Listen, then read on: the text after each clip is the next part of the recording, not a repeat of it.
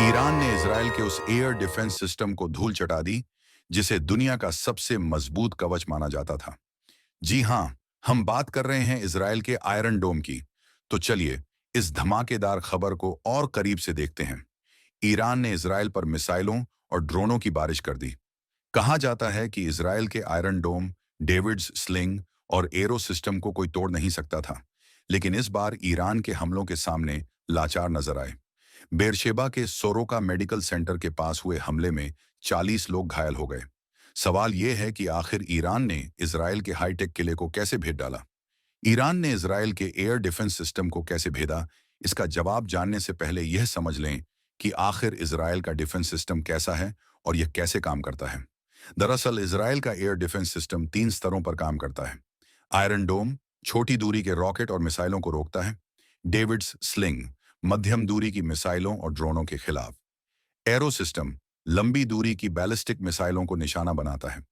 इस सिस्टम में radar, command centre और इंटरसेप्टर मिसाइलें शामिल हैं।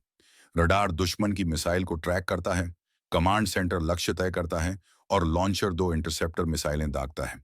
लेकिन इन सिस्टम्स में इंटरसेप्टर मिसाइलों की संख्या सीमित होती है। रक्षा विशेषज्ञों का कहना है कि ईरान ने इजराइल की कमजोरियों का फायदा उठाया। Saturation attack.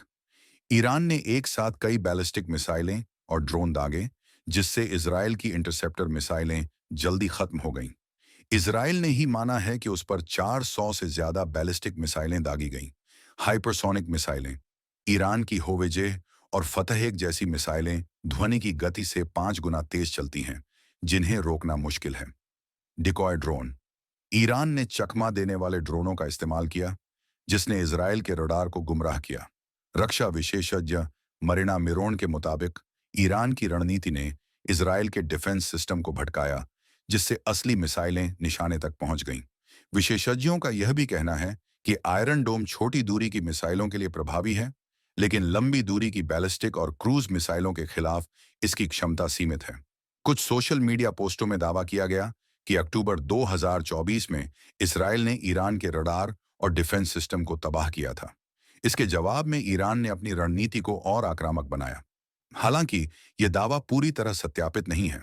ईरान के इस हमले ने इसराइल के डिफेंस सिस्टम की कमजोरियों को उजागर किया है। अब रिपोर्टें हैं कि ईरान की इस रणनीति की वजह से इसराइल की डिफेंस मिसाइलें कम पड़ गई हैं। वॉल स्ट्रीट जर्नल ने कुछ दिन पहले ही रिपोर्ट दी थी कि इसराइल के पास 10 से 12 दिनों के लिए ही डिफेंस मिसाइलें बची हुई हैं। आप इस बारे में क्या सोचते हैं? हमें कमेंट्स में बताएं। वीडियो को लाइक और शेयर करें। ऐसी ही और खबरों के लिए चैनल को सब्सक्राइब करें और गूगल प्ले से सत्य हिंदी का मोबाइल ऐप डाउनलोड करें।